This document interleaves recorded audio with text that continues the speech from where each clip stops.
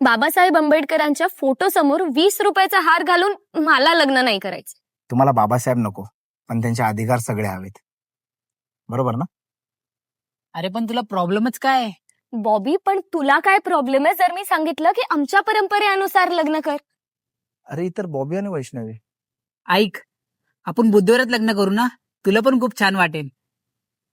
बॉबी, बाबासाहेब आंबेडकरांच्या फोटो समोर 20 रुपयाचा हार घालून मला लग्न नाही करायचं. हे बघ, आयुष्यात लग्न फक्त एकदाच होतं आणि मला ते बेस्टच हवंय. प्लीज.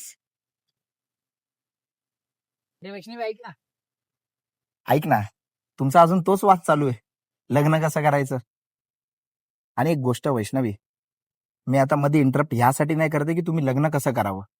मी ह्यासाठी बोलतोय फक्त की तू जे बोललीस ना, ज्या बाबासाहेबांविषयी आणि 20 रुपयाच्या हारविषयी, ते मी ऐकलं, त्यामुळे मी मध्ये आलोय.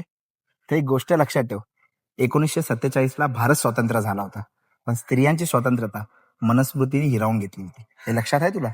पण बाबासाहेबांना हे कधीच मान्य नव्हतं, म्हणून त्यांनी 4 वर्ष 1 महिना 26 दिवस कष्ट करून हिंदू कोड बिल तयार केला आणि संसदेत मांडला. कोणासाठी? तुमच्यासाठी. आणि त्यांच्यामुळे शिक्षणाचा, नोकरी करण्याचा, बालविवाह बंदी आणि संपत्तीमध्ये समान हक्क असे खूप अधिकार बाबासाहेबांमुळे स्त्रियांना मिळाले.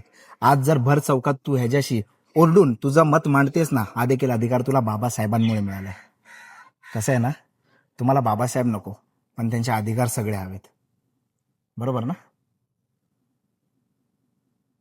बॉबी, खरंच सॉरी, चुकलंच माझं.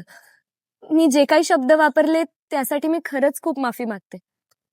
आपण बुद्ध विहारातच लग्न करूया.